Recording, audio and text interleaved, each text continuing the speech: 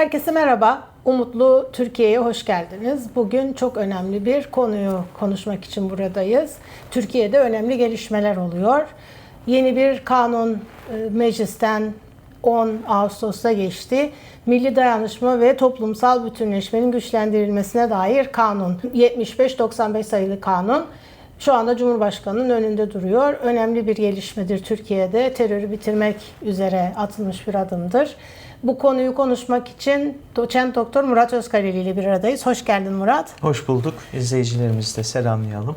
Bu konuyu konuşurken nasıl ele alalım diye düşünürken siyasetin ötesinde akademik bir değerlendirme yapmamız gerektiğini düşündük. Çünkü böyle bir gelişme hem olumlu hem olumsuz sonuçlara götürebilir toplumu hızlı bir şekilde. Olumsuz olabilecek gelişmelerden nasıl kaçabileceğimiz üzerinde biraz kafa yormamız gerekiyor diye düşündük akademisyenler olarak, değil mi? Öyle Evet. özetleyebiliriz. Evet. Sen çalışma alanlarını daha çok psikanaliz üzerine oluşturdun.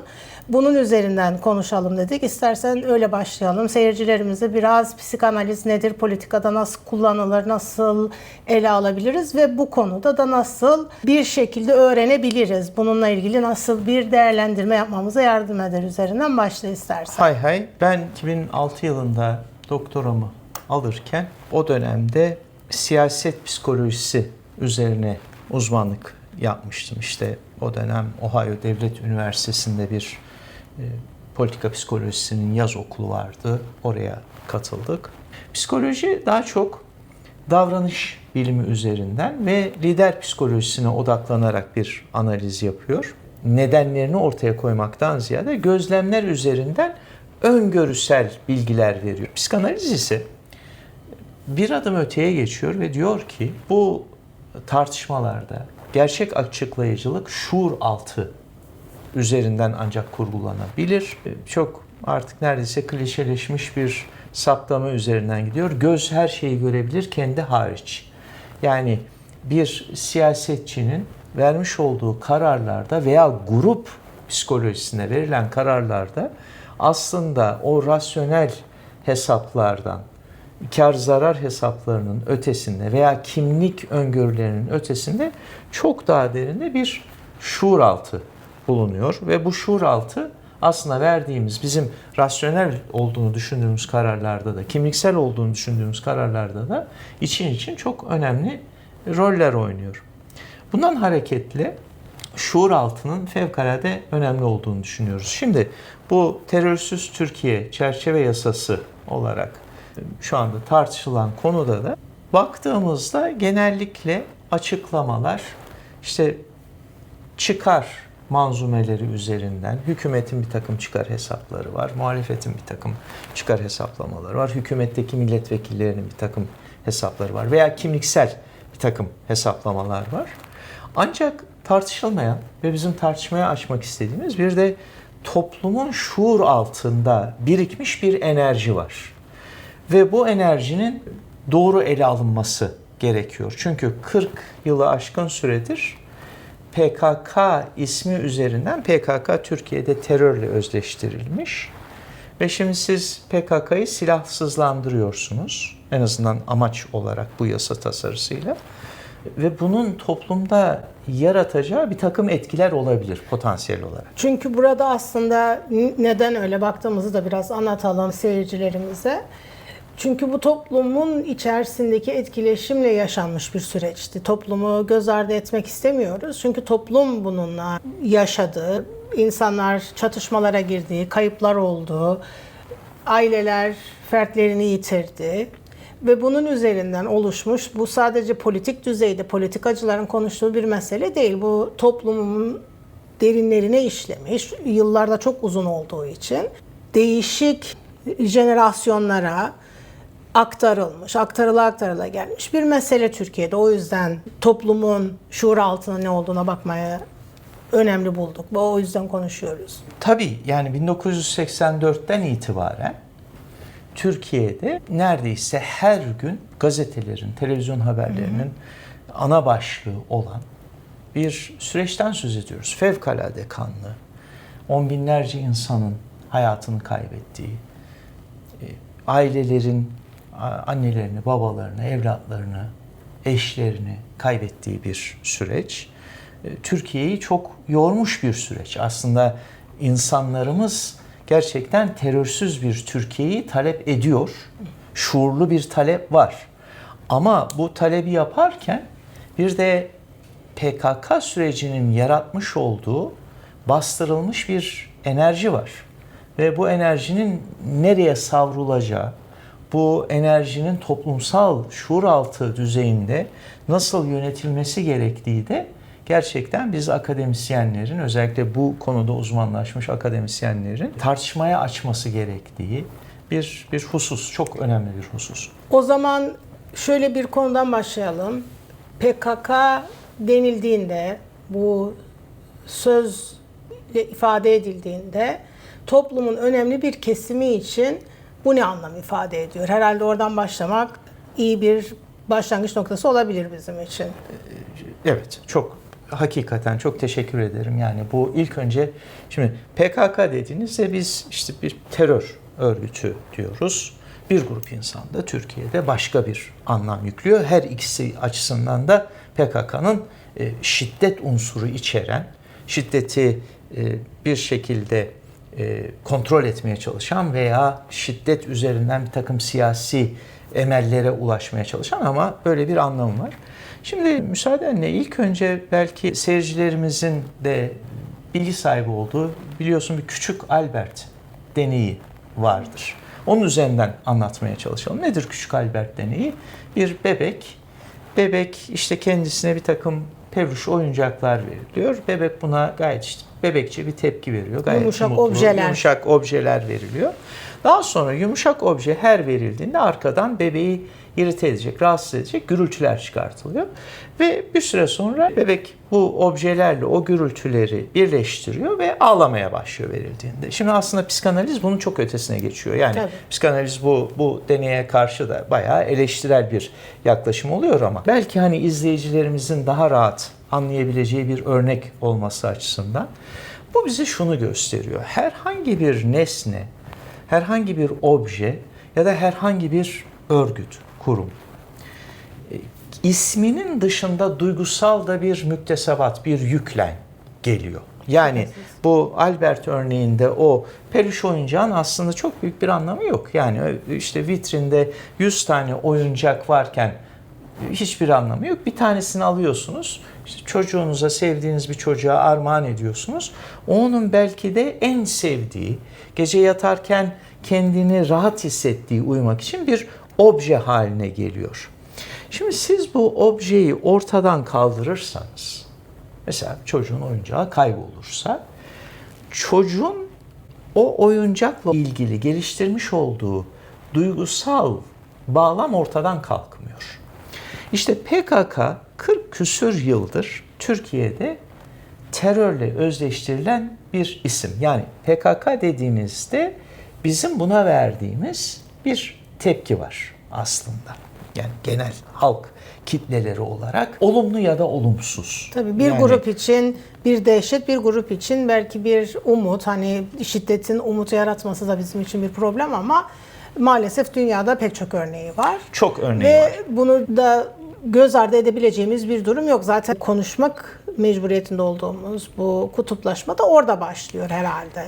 Ben siyaset bilimci olmama rağmen müsaadenle bu değer yargılarından uzak bir değerlendirme yapmak istiyorum. Yani doğrular yanlışlardan ziyade önümüzde böyle bir fenomen var. Ve insanlar için bu ne anlama geliyor? Ve ne anlama geliyor? Ve bunun sonuçları ne olabilir? Evet, biz konuşma konumuzun çerçevesini bir ortaya koyarsak, en azından izleyen insanların da beklentileri açısından onlara ne sunacağız, ne sunmayacağız?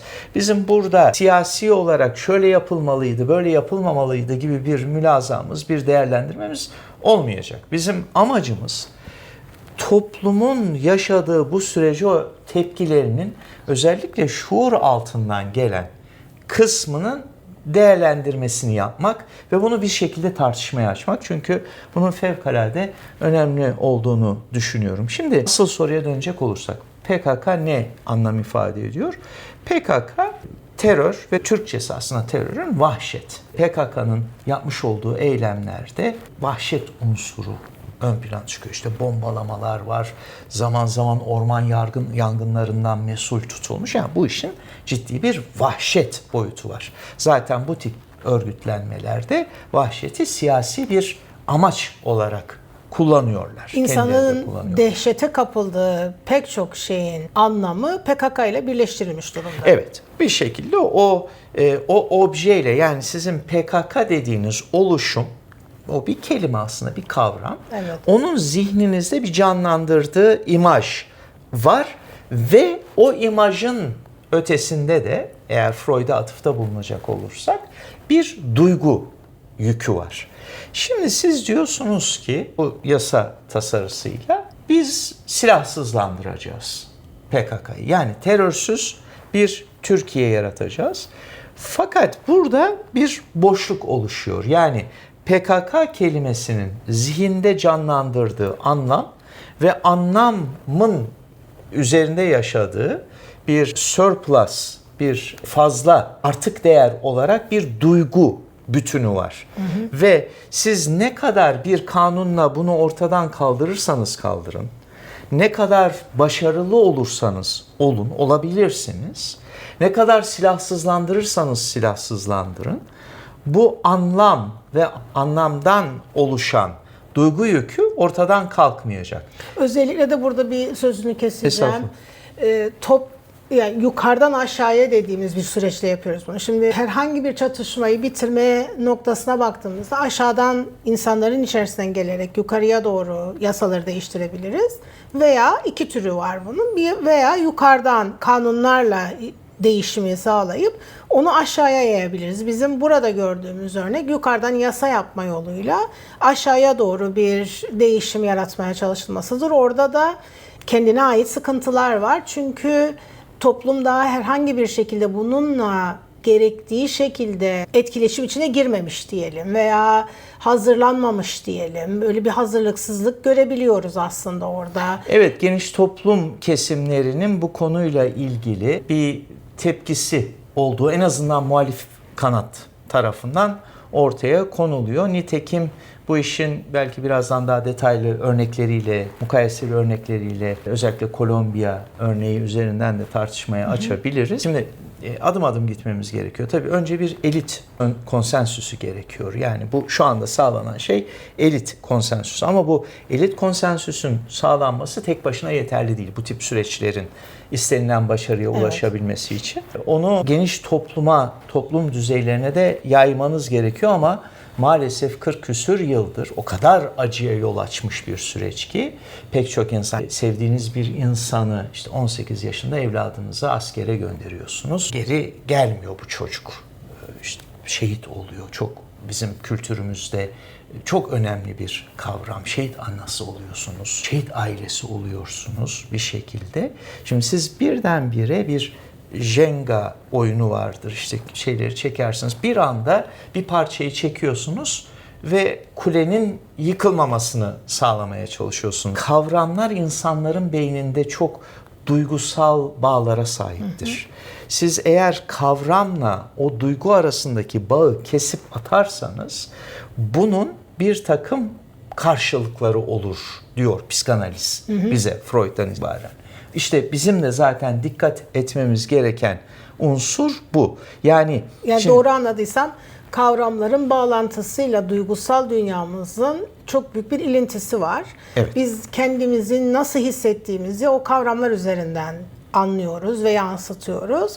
Orada çok da zaman anlamıyoruz. Çoğu zaman da yalnızca onu yaşıyoruz. Evet. Yani bunun işte o yüzden psikanaliz gibi bir bilime ihtiyaç duyuyoruz. Yani biz bunu bir tepki olarak işte ağlıyoruz, bağırıyoruz, gülüyoruz. Bir takım tepkileri var. Bir şekilde affekt dedikleri duygusal bir karşılıkla onu yansıtmaya çalışıyoruz. Bazı semptomlar yaşıyoruz. Bazen psikosomatik semptomlar yaşıyoruz. Çünkü bastırmaya çalışıyoruz. O travmatik olayı bastırmaya çalışıyoruz. Yani bir sürü insan Türkiye'de PKK üzerinden büyük travmalar yaşadı. Ve bu enerjiyi işte terörle mücadele üzerinden, en azından yani ben bu travmayı yaşadım ama devletimiz bununla mücadele ediyor. Devletimiz bu örgütü bir şekilde kontrol ediyor veya cezalandırıyor. Bunun üzerinden bir denge unsuru yaşanıyordu. Ama tabii bunun da bir sonu yok. Yani bu tip örgütlerde biliyorsun, sen de barış çalışıyorsun, barış çalışmaları içerisindesin. Korkunç bir kısır döngü içerisinde yalpalanıp duruyorsun. Dolayısıyla şimdi PKK'nın zihnimizdeki çok değişik duyguları sanki bir geminin çapası veya limanda halata bağlanması gibi bir yapısı vardı. Yani işte burada mecazi anlamda, metaforik anlamda gemiyi bir insan olarak düşünelim. Bu kavram üzerinden siz kendinizi buluyorsunuz. Yani bir, hatırlarsın, bu Rothschild Inkblot şeyleri vardır. Aslında bu kanuna verilen tepkiler şu anda onun gibi. Yani sen Mürekkep yayılıyor da buradan ne görüyorsun? buradan ne falan diye görüyorsun soruyor. falan. Aslında şu anda bu süreçte işte bu kanun tasarısı var. Burada ne görüyorsun? Kimi dehşet görüyor, kimi umut görüyor vesaire vesaire. Ama o bizde süreçten çok ona bakan insanın haleti ruhiyesiyle ilgili bir takım ipuçları veriyor. Şimdi bu terörsüz Türkiye kanun tasarısıyla birlikte bir şekilde ne yapıldı? Geminin çapası alındı. Veya bir nilüfer çiçeğini düşünelim. Hani biz orada çok güzel bir çiçek görüyoruz ama onun altında toprağa uzanan bir kökü var. Şimdi birdenbire kavramsal düzeyde bu kök ortadan kalkmış durumda ve toplumda yaşanan risk bu düzeyde ne olacak? Duygular dalgalara kapılarak floating dediğimiz, yani kontrolsüz bir şekilde yüzüp gezmeye başlayacak. Bunların tekrar bir anlam bütününe bağlanması gerekiyor. İnsanların bu sürecin ne anlama geldiğini bir şekilde içsel dünyalarında kendilerinin anlayıp kabul etmeleri gerekiyor. Aslında sürecin şuur altı kısmının yönetiminden kastettiğimiz şey tam da bu. Çünkü kaldırdınız, PKK terör örgütüydü. Böyle bir konsensüs vardı. Siz bu parçayı kaldırıyorsunuz. O zaman ne oluyor? Aslında tam öyle de değil. Çünkü terör örgütü demeye kanuna baktık işte biz birlikte. Kanun değil mi? Kanunda aslında terör örgütü demeye devam ediyor. Evet. PKK En başta terör örgütü olarak tanımlıyor. Evet. Ama orada onun sonlandırılması gibi bir silahsızlandırılması, yani kendini feshedecek bir süreç ben isteniyor. Artık bu örgütün parçası değilim gibi bir deklarasyon isteniyor gibi bir örgüt imaj liderliğinin feshetmesi talep ediliyor. Örgütte işte onu zaten kanunun galiba 12 maddesi var. Kademe kademe işte suçun neviine göre, ağırlığına göre insanları, bu örgütle iltisaklı, geçmişte bu örgüte bir şekilde katılmış insanların topluma kazandırılması aslında amaçlanıyor baktığımız zaman. Bu işin teknik ve mekanik kısmı. Kanun bunu zaten bir şekilde düzenlemeye çalışmış. Ama siz bunu yaparken, işte o teknik mekanik kısmı yaparken belki bilerek, belki bilmeyerek duygusal bir yükü tetikleme riskini taşıyorsunuz. Gene bir Freud'dan örnekle devam edelim. Şimdi Freud'un karmaşık bir takım kavramları var. Bahsedeceğim kavram kateksis olarak geçiyor. Bu enerjinin bir şekilde bir objeye yönlendirilmesi. O sizin duygusal enerjinizin, bu bir aşık olduğunuz insan olabilir. Sevdiğiniz bir, yani materyal dünyada bir malzeme olabilir. Yani ona baktığınızda siz bir arabadan daha çoğunu görüyorsunuz. Evle yuva arasındaki fark gibi diyelim. Yani yalnızca ev değil o sizin için. Duygusal düşünceniz, dünyanızda o sizin yuvanız, aileyi birleştiriyor. İşte yuvanın söylemiş olduğu o duygusal yükü. Kateksiz herhangi bir noktaya, şu anda PKK'dan söz ediyoruz. Yani PKK'ya insanların duygusal yüklediği bir anlam var. Bu çok büyük bir duygusal anlam. Ve hani toplumun işte bir kanadı için, diyelim Türk milliyetçiliği için çok da tanımlayıcılığı olan bir şey. Yani PKK'nın ötekiliği üzerinden siz vatanperverliğinizi, Türk milliyetçiliğinizi tanımlıyorsunuz. Çok uzun yıllardır en Çok azından. uzun Öyle yıllardır en başlamış azından. değildir ama çok uzun yıllar gitmiş olduğu için 4-10 yıldan söz ediyoruz. En az. İster istemez oraya doğru evrilmiş bir Tabii yani yaklaşım süreç var. Biraz da içerisinde böyle bir şey var. yani pek çok kuramsal yapının içerisinde, yani bunu Herbert Mead'de bulabilirsiniz, Durkheim'de bulabilirsiniz. Ben ve öteki üzerinden kendi kimliğinizi oluşturuyorsunuz. Bir öteki olmadan kendinizi bilemiyorsunuz ve uzun yıllar Türk milliyetçiliği bunun üzerinden kendini inşa etti. Bunu konuşmak zaten çok önem verdiğimiz bir konu.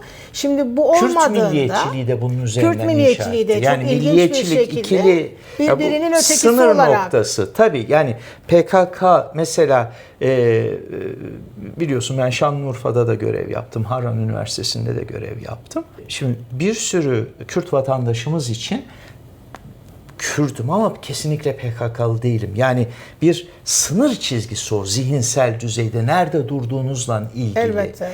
O yüzden çok önemli Ve bir senin, şey. benim anladığım kadarıyla bunu eğer bir şekilde bu sahip olduğu, insanların sahip olduğu anlam yüklemesini bir başka noktaya dönüştüremezsek orada bir toplumsal sorunla karşılaşacağız. Risk çok büyük. Yani bu deterministik, muhakkak olacak şeklinde Elbette. yaklaşmak çok bilimsel bir yaklaşım bizim değil. de hiçbir zaman yapmak istemediğimiz Yapmak bir istediğimiz şeydir. bir şey de değil. Şöyle gene bir örnekle anlatmaya çalışalım. Bir mecazi anlamla. Bir baraj düşünelim. İşte Atatürk Barajı, Keban Barajı gibi çok büyük bir baraj düşünelim. Ne yapıyorsunuz? Bir set kuruyorsunuz. Bu setin arkasında bir göl oluşturuyorsunuz. Şimdi eğer bu setten kontrollü bir şekilde o suyu akıtırsanız elektrik enerjisi üretiyorsunuz. O enerjiyi dağıtıyorsunuz. İşte sen videosunda yapmıştın. Kolektif efervesant, Durkheim'ın söylemiş olduğu. Yani aslında o birikmiş enerji. Şimdi PKK kavramsal barajının arkasında birikmiş muazzam bir Enerji var. Eğer siz bu kanunu bir anda geçirirseniz, biraz da yukarıdan aşağı, hani tepeden inmeci demeyelim, o daha böyle bir farklı anlamlar yükleyebilir ama daha çok elit uzlaşısı üzerinden diyelim, oydaşmacı bir Yasa değiştirmeye dönük. yasa, evet, yasal prosedürü Yasanın üzerinden değişimi yaratmaya dönük. En objektif herhalde öyle o olacak. şekilde olacak. Çünkü tekrar söylüyorum yani burada yasayı eleştirmek veya ideolojik amigoluk yapmak değil. Böyle bir durum var karşımızda. Evet. Bunun toplumsal karşılığı nedir? Bunu akademik düzeyde, bilimsel düzeyde çok iyi anlamamız gerekiyor. Hatta biz yani toplumda olumsuz bir tarafı olacak mı falan diye konuşurken ilk etapta hani toplumu hazırlamak nasıl olabilirdi? Referandum iyi olabilir miydi diye bir konuşma. İstersen biraz izleyicilerimize ondan bahset. Çünkü O bir benim için çok müsaadenle ilginç. baraj metaforunu Tabii, bir olur, bitirelim. olur. Ondan sonra Tabii. özellikle Kolombiya örneği üzerinden oraya doğru evrilmeye başlayalım tartışmamızda. Şimdi demin de söylediğim gibi eğer onu belli bir kontrollü bırakırsanız bu sizin için enerjiye dönüşür.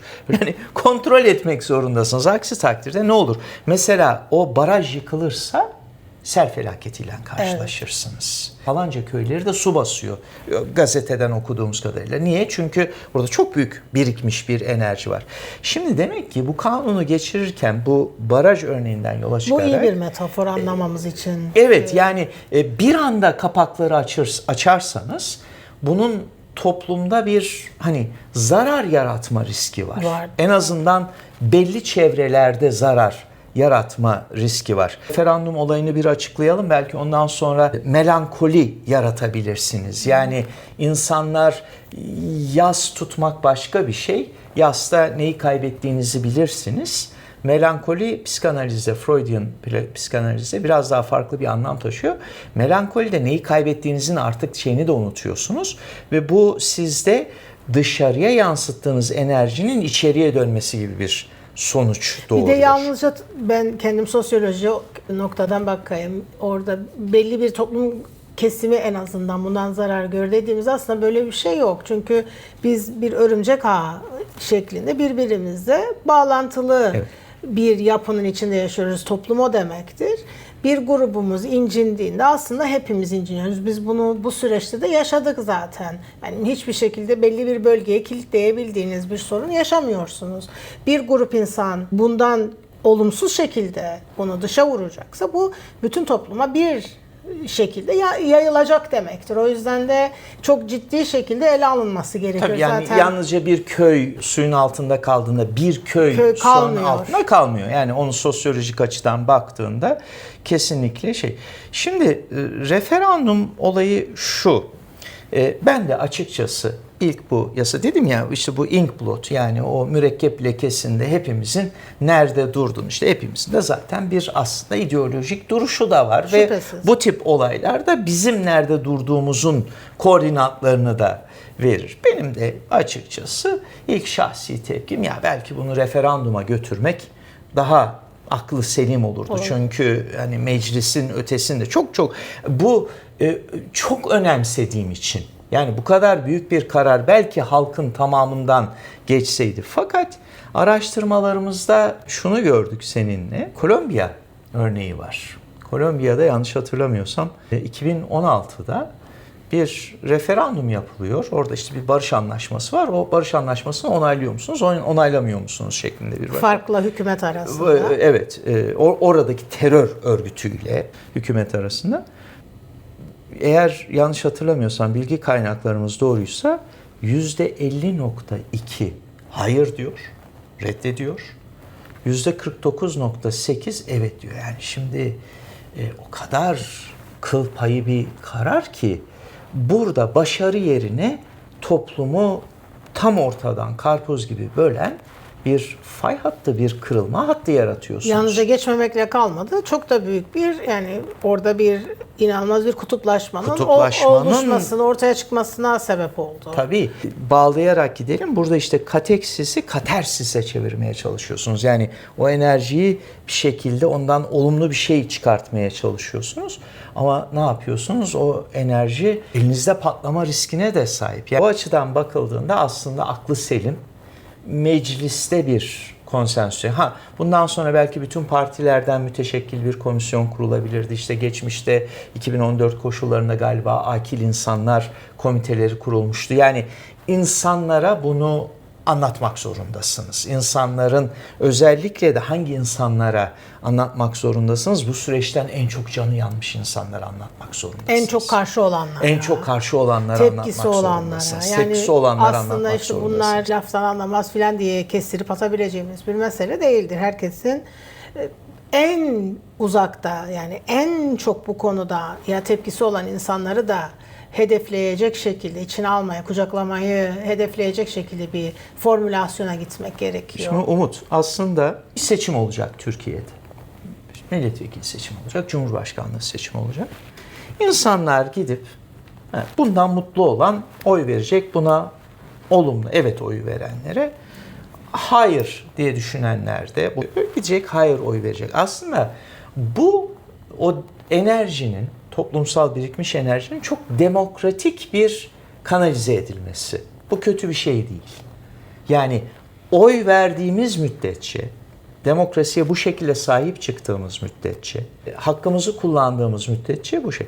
Ama oyu verdikten sonra o veya bu şekilde oy verdiğimiz taraf başarısız olursa, bu defa o hayal kırıklığı, sükût-u hayal katlanarak gider ve sisteme olan inanç, o devletin koruyuculuğu çok önemli bir şey. Yani biz neticede ya devlet başı ya kuzgun leşe kültüründen geliyoruz. Bu da coğrafyanın bize empoze ettiği bir şey. Yani Türkiye'de devletin bir şekilde varlığı çok önemli. Yani bazı ülkeler vardır, refah devletidir. Yani Türkiye'de eleştiriliyor. Güvenlik devleti işte zaten bu Kıbrıs'la birlikte en önemli iki unsuruydu, biliyorsun. Sac ayaklarıydı. Ben şahsen o güvenlik devletine niçin ihtiyaç duyulduğunu kendimce anlayabilen veya anlatabilecek bir insanım. Ama bir sürü insan bunu eleştiriyor. Fakat şöyle de bir nokta var. Yani verdiğiniz oyun eğer bir işe yaramadığı kanaati sizde hasıl olursa, bu defa tabii o enerji daha da baskılanmış olacak ve kaygıya, anksiyeteye dönüşecek. Ama bir de şöyle bir durum var. Mesela seçim olup bittikten sonra, sular durulduktan sonra seçime endeksli bakılırsa da orada da toplum gene bununla ilgili bir şekilde yaşadığı anksiyeteyi yaşamaya devam edecek Evet. veya yenilerini oluşturacak. Çünkü orada bir tamamlanmamış bir süreç kalmış olacak. Bunun başlaması noktasında da bir noktada aslında çok sağlıklı bir şekilde ilerletilmesi ve dönüştürülmesi gerekiyor. Çünkü seçimden sonrası da, çünkü toplum devam ediyor. Seçimlerle endeksli değil toplum. Yani politikacılar seçimlere endeksli. Onların siyasi arenada var olup olmayacakları anlamında onlar seçime endeksli ama toplum seçimin çok ötesinde ve çok dışında da var olmaya devam ediyor. O noktada bu tip bir yasanın nasıl toplumun bütün katmanlarına yönlendirilmeye devam edeceğinin de konuşması gerekiyor herhalde. Tabii yani toplum Yoksa o senin söylediğin bilinçaltı bütün bu süreç devam edecek demektir. elbette şöyle toplum her gün yaşıyor bunu. Tabii. Yani seçimden seçime yaşamıyorsun. Yaşamıyor. Sen bunu her gün eğer çok sevdiğin bir insan şehit olduysa akşam yemek masasında onun sandalyesi hep boş kalıyor. Evet. Yani sen bunu her gün yaşıyorsun. Evet. Bundan kaçışın, kurtuluğun, sabah kalkıyorsun, yok evladın, baban, anan, kimse, kardeşin yatağında yok. Gülemiyorsun, eğlenemiyorsun, ağlayamıyorsun birlikte. Yani bunu her gün yaşıyorsun. Her gün yaşadığın için de o enerji her gün bir şekilde açığa çıkıyor. Şimdi şöyle açıklayalım.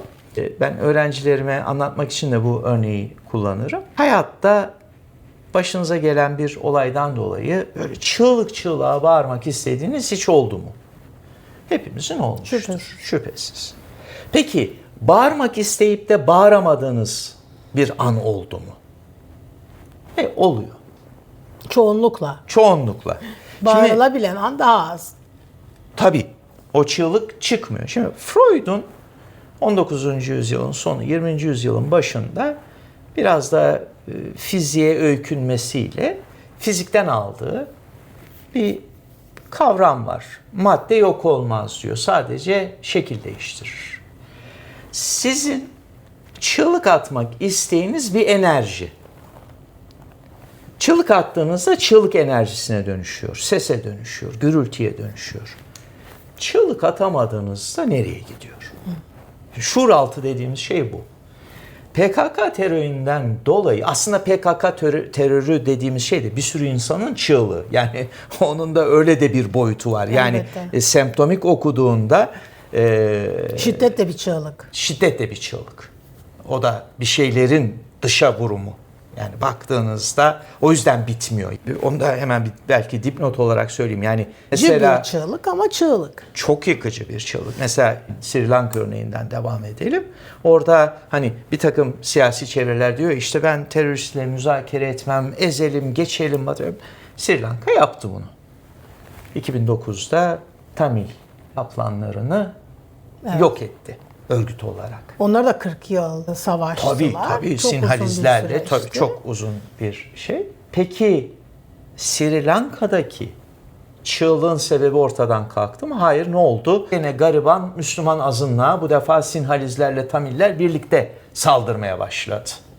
Böyle bir sonucu oldu. Yani o enerji gitti Müslüman azınlığa, onu stigmatize etti, onu bir şekilde günah keçisi ilan etti. Ama şiddet ortadan kalkmadı. Şiddeti oluşturan enerji ortadan kalkmadığı için şiddet de ortadan kalkmadı. Yeni bir gruba da çıkabilir. Zaten Türkiye'de şu anda halihazırda çok büyük bir bireyden bireye şiddette görüyoruz. Asayiş Sokaklarda sorunu var. asayiş sorunu görüyoruz. Onun artması da demek ki karşımızda duran hem başka bir gruba da Tabii. yönlendirilebilir hem bireyden bireye olan asayiş sorunu da çok yükselebilir. Yani demek ki işte burada. biz bunları hep senden tartışıyoruz. Onu da istersen bir şey yapalım. Çok önemli. Yani 13 yaşında, 14 yaşında örgüte katılmış, kaçırılmış, kendi isteğiyle gitmiş bir sürü insan var. Bunlar 10 yıllardır, 20 yıllardır örgütün şiddet içerisinde. Şimdi bu çocuk yaşta girmiş, artık belli bir yaşa ulaşmış. Bildiği tek şey o şiddet. Tabii. Şiddet eylemi, yani dağa çıkacak, şiddet yapacak. bizim Tabii de tabirimizde o kısmı, terör yani- eylemi yapacak. Şimdi ne yapacaksınız? Bu insanın o silahı sadece size teslim etmesiyle Milli İstihbarat Teşkilatı'na tabancasını, tüfeğini, bombasını, kurşununu teslim etmesiyle o içindeki çığlık ortadan kalkmayacak. Ve başka bir becerisi veya yapabileceği iş imkanı olabilecek mi sorusu var orada. Bizim çatışma analizlerinde baktığımız önemli konulardan bir tanesidir. Önceden savaşanlara barış döneminde ne olacağı sorusu. Önce İngiliz bir hocam vardı. O bize Sudan'ı anlatıyordu herhalde. Sudan örneğinden. Savaş bittiğinde ne yapacaksın? Tıp doktoru olacağım ama çocuk gelmiş 20 yaşına. Hayatında hiç okula gitmemiş. Belki 30 mesela. yaşına. O örnekte işte 20 yaşında ama 20 yaş da fark etmez, hayatında hiç okula gitmemiş. Yarın bitse çatışma ve barış gelse o çocuğu ne yapacaksınız? İşte gibi tıp bir doktoru. Şimdi soru psikanalizde yaşıyorsunuz. şunu soruyor. O çocuk tıp doktoru olma, hani biraz belki Lacan'a da geçeriz buradan. Tıp doktoru olma hayali yıkıldığında Ne yapar? ne yapar? İşte evet, tabii ki. Yani o işte bastırılmış, onda müthiş bir gene çığlık çıkacak ve şiddet dışında da başka bir şey bilmiyor. Yani onu anlatmaya çalışıyoruz. Yani bu kanun hala güzel. Yani burada bir konsensüs de var, değil mi? 400 Olması da gerekiyor. Değişim de gerekiyor. Tabii Şart, o, bu böyle öyle gidemez. bir toplumsal talep de var zaten. Hani teröristle savaşarak terörü bitiremezsiniz. O terörün asli unsurlarını, sosyal psikolojik unsurlarını, siyasi iktisadi unsurlarına ulaşmadan bitiremezsiniz. Tabii bu aynanın iki yüzü var. Bir sürü insan Türkiye'de şehit aileleri artık Doğu Güneydoğu aksanıyla konuşan insan gördüğünde yani otobüste karşılaşacak, dolmuşta karşılaşacak. Yani bunun tekrar bir kırılmaya dönmemesi gerekiyor. Evet. Yani bu PKK terörünü bitirip de dolmuş terörüne dönmemesi gerekiyor. Aynen Sokak terörüne dönmemesi gerekiyor. Hane içinde, aile içi şiddete dönmemesi gerekiyor. Bizim anlatmaya çalıştığımız, yani sistematik bilimsel yaklaşımla anlatmaya çalıştığımız şey tam da bu. Demin böyle geçerken Lacan'dan bir geçiş yaptım. Lacan'ın böyle çok karmaşık bir kavramı var. Jouissance. İşte zevkle, haz ile acının karışımı gibi bir durum. Şimdi terörle mücadele aslında Lacancı bir jouissance'a da yol açıyordu.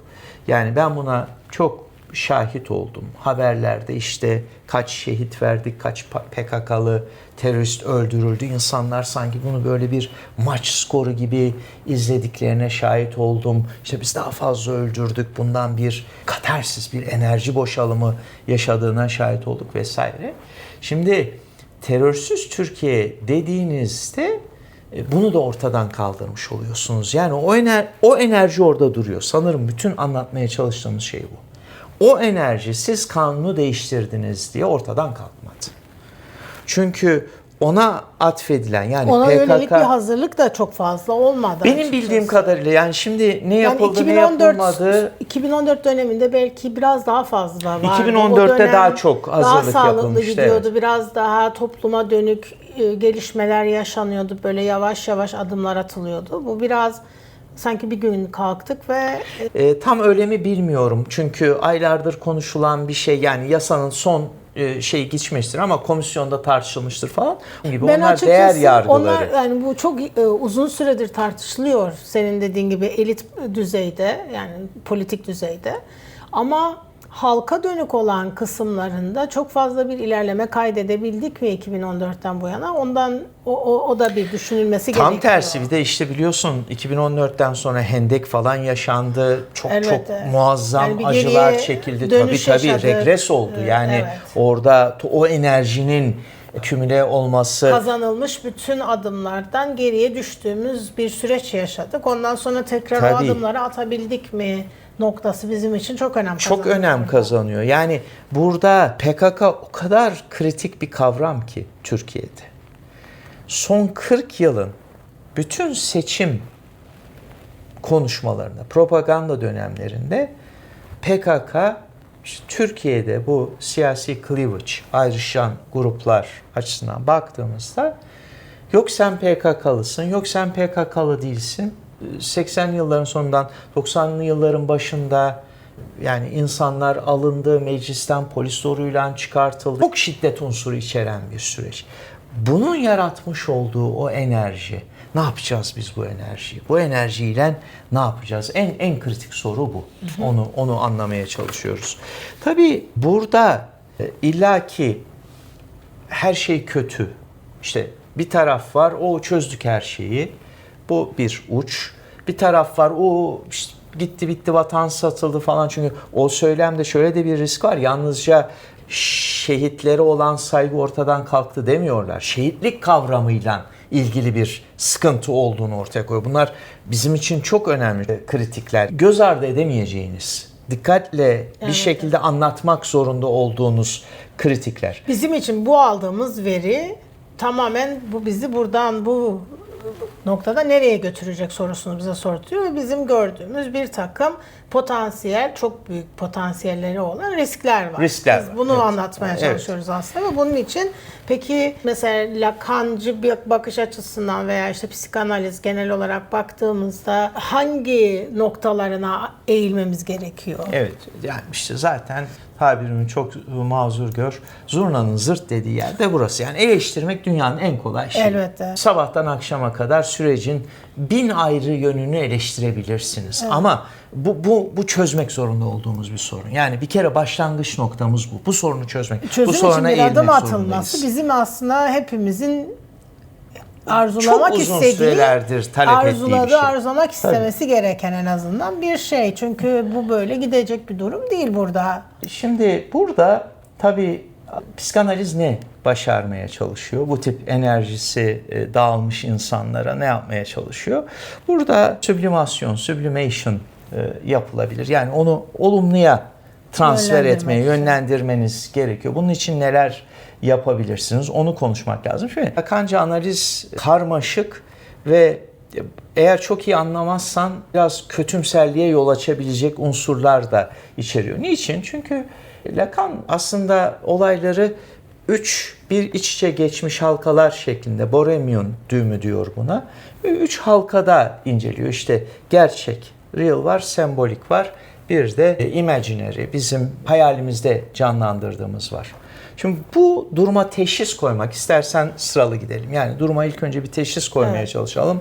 Diagnosis, prognosis şeklinde gitmeye çalışalım. Şimdi terör bizim gerçekle yüzleşmemiz, encounter with real. Yani bu nedir? Kelimelere dökemediğimiz o kadar travmatik bir şey ki kelimelerle ifade edemiyoruz. Aslında PKK dediğimizde, terör dediğimizde o gerçekten semboliye taşımış oluyoruz.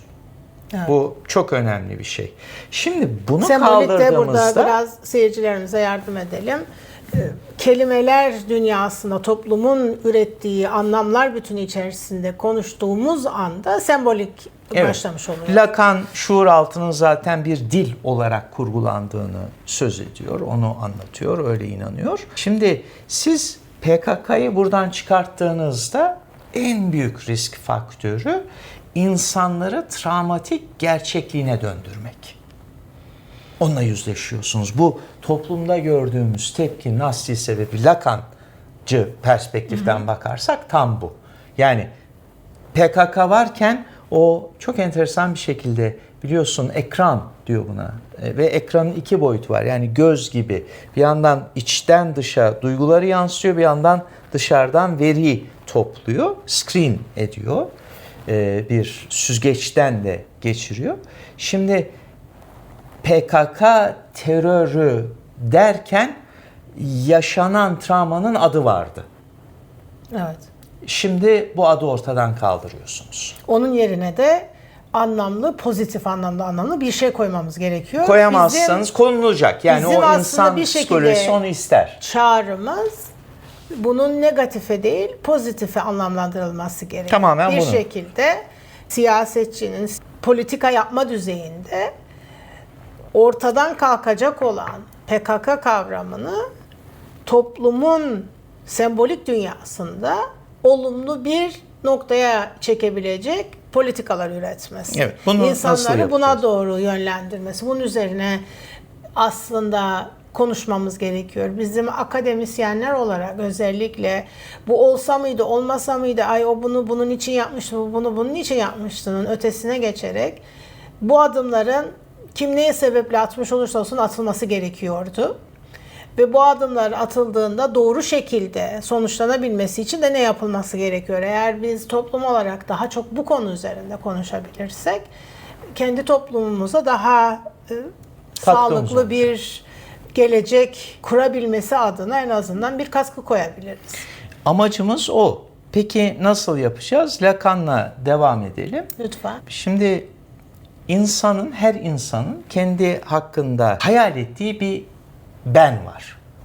İşte kimimiz ne bileyim çok büyük bir sporcu olmayı hayal ediyor. Kimimiz işte başbakan, benim nesilde herkes başbakan biliyorsun. Gazi'de kim başbakan olmak ister, bütün eller ayağa kalkmıştı falan. Bir de toplumun bize empoze ettiği işte Herbert Mead'deki I versus me, ben, beni falan şeklinde. Bir de toplumun bize atfettiği bir kimlik var. İdealize ettiğimiz kendimiz var. Bir de toplumun Bizi empoze nasıl ettiği, dışarıdan empoze ettiği bir benlik var. Aslında Lacan diyor ki biz bunun arasında bir kırılma hattında yaşıyoruz. Split subject, yani bunun arasında bölünmüş durumdayız. Şimdi burada PKK ve terörde de böyle bir durumla karşıyayız. Bireysel düzeyde de devlet düzeyinde de. Ne demek istiyorum? İşte burada psikanalizi ilk sorduğun soruya da belki biraz daha güzel bir cevap vermiş olacağız.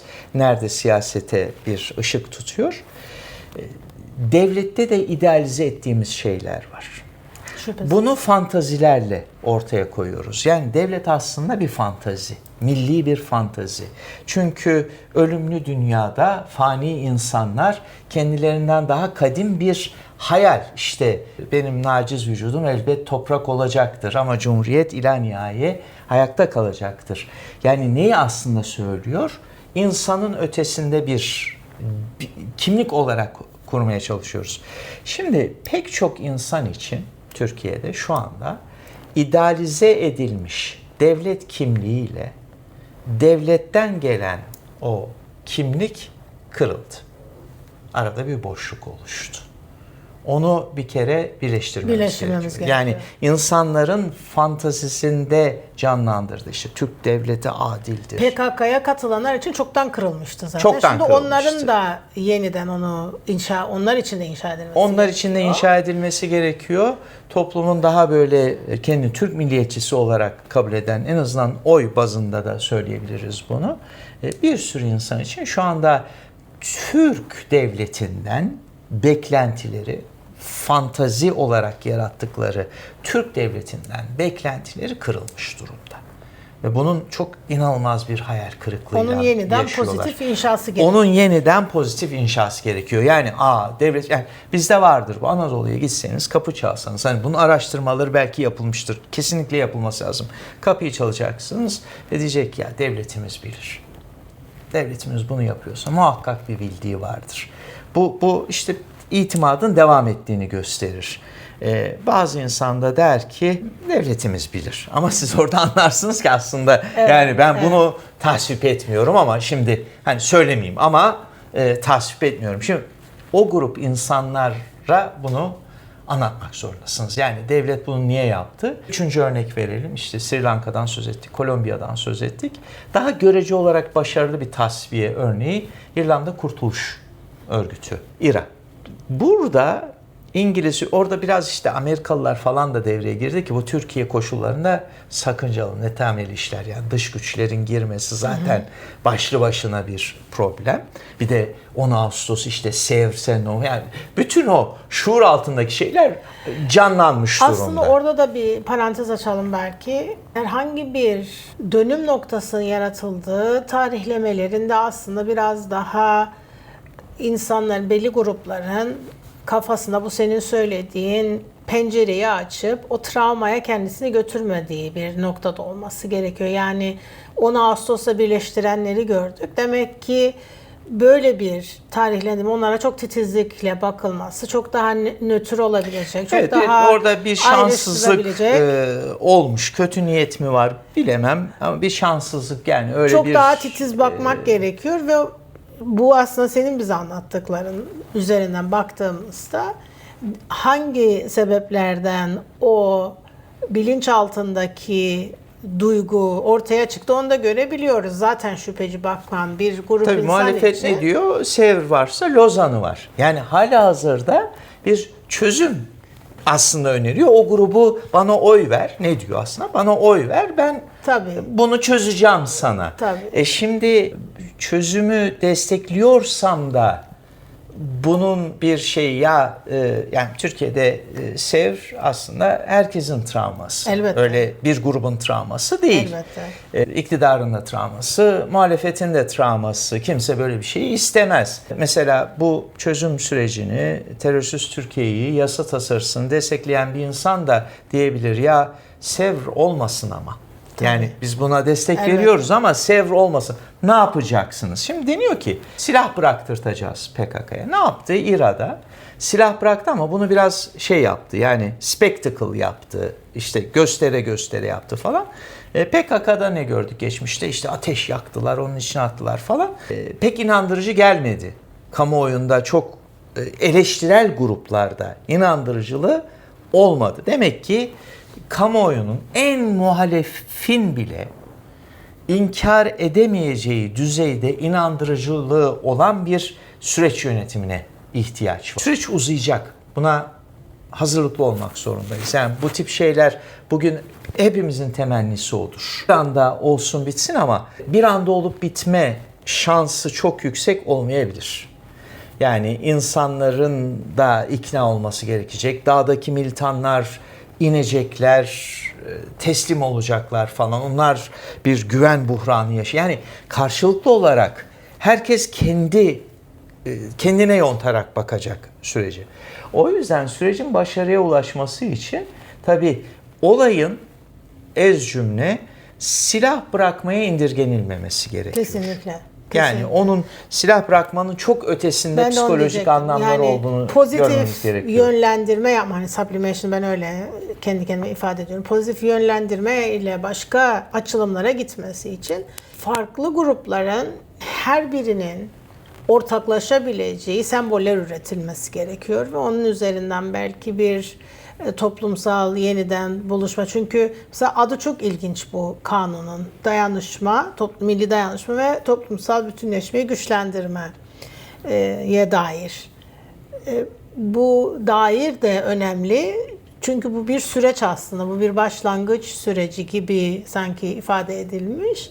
Onun da o şekilde algılanması lazım. Yani toplumsal bütünleşmeyi güçlenme şu anda ele alınış biçiminde farklı tarafların çok çatışmacı, kutuplaştırıcı bir süreç var. Belki referandum süreci yaşayıp da insanların birbirine işte küfrettiği, birbirini suçladığı filan bir süreç yaşanmaması anlamında daha iyi bir başlangıç. Yani bunu bir başlangıç olarak alırsak toplum kesimlerini kucaklayabilecek, içine alabilecek bir takım yaklaşımlar ele alınması gerekiyor. Bir de yabancı fonların dışında belki akademisyenlerin yönlendirilmesi gerekiyor. Yani o senin söylediğin çok ilginç geldi bana. Devletle bağ orada kırıldığında o bağ nerede kırıldı? Toplumun değişik kesimlerinde nasıl bir algı var? Çünkü nerede kırıldığını bilirsek oradan tamir etmeye başlayabiliriz. Ama onu bilmemiz, yani bilimsel düzeyde araştırarak bilmemiz gerekiyor. Böyle kafadan atma. Kim niye destekliyor? Olabilecek niye bir şey değil karşı çıkıyor? Hangi noktada incinmiş? Bir kere o incinmeyi tanımamız ve tanımlamamız gerekiyor. Sonra onları hangi noktalardan oluştuğunu görmemiz gerekiyor. Ve onların üzerine sistemik olarak gidilip topluma bir nevi bir garanti verilmesi gerekiyor bunların düzeleceğine dair. Şimdi tabii mesela şahitten geliyor biliyorsun. Şimdi bizim Türk ve İslam kültürün içinde yoğrulmuş biraz da hani asker milletiz falan. Şimdi şehit olan insanın kaybettiği hayatının ben sana şahidim ki sen de öldüğünde işte sen beni unutmadın, unutturmadın. Ben boşa ölmedim. Bu bizim için çok önemli bir kavram. Şimdi bizim İstiklal Marşımız ne diyor? Toprakları toprak yapan, toprağı vatan yapan altındaki yatandır, şehittir. Yani bunu unutamazsınız. Bu o toplumun önemli bir kültürel altyapısı. Bu kanunla değişecek bir şey değil. Yani o şehide sahip çıkma çok önemli bir şey. O yüzden zaten bu süreçler çok zor süreçler psikolojik olarak. Şunu da söyleyeyim. Psyche, o psikolojinin İngilizce'deki özünü oluşturan kavram aslında nefes demek eski Yunan'da. Ve ölürken verilen son nefesten gelen bir şey. Yani devletin nefesi ve nefsi olarak düşünmemiz lazım. Niye psikanaliz çalışıyorum diye soracak olursak. Çünkü devlete o eski Yunanlar bakıyor, neyle canlısın? Bir vücut var. Evet. Vücut ölüyor. Aslında ölmek ne demek? İşte nefes almıyor. Onu çok iyi anlamak lazım. Yani topluma nefesini veren, topluma enerjisini veren o altyapıdan söz ediyoruz. O yüzden şuuraltı çok önemli. Çok güzel. Bayağı önemli konular. Umut edelim ki seyircilerimiz de belli bir açılım yaşayabildiler. Burada biz aslında bir sonuca götürmek için bu programı yapmadık. Bir açılım yapmak için nerelere götürülebileceğini, akademisyenlerin nelerin üzerine gitmesi gerektiğini, toplum olarak neleri tartışmamız gerektiğini biraz çerçevelendirmek istedik. Umut edelim ki sizlere de katkımız olabildi. Son söylemek istediğim bir şey var mı? Çok teşekkür ediyorum. Dediğim gibi umarım 2 kuruşluk bir katkımız olmuştur bu çok önemli sürece. Her türlü katkıyı yapmak için de her zaman elimizden gelen her şeyi yapacağız. Evet. Bu bağlamda Türkiye'ye de dünyaya da dehşetsiz, vahşetsiz, barış dolu, kucaklaşma dolu günler dileyelim. Hoşça kalın.